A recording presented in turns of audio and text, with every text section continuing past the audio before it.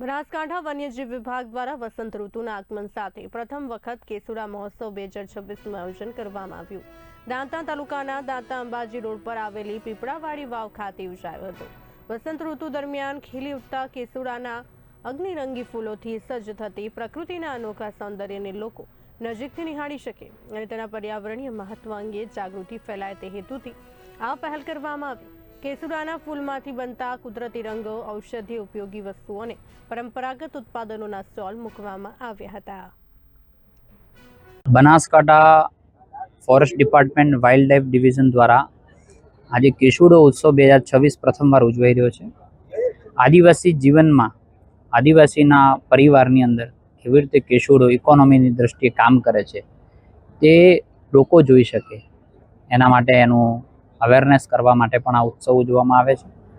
સાથે એની એક trail, natural trail જે કેસુડાની છે એનો પણ આજે એક્સપ્લોર કરવામાં આવ્યું।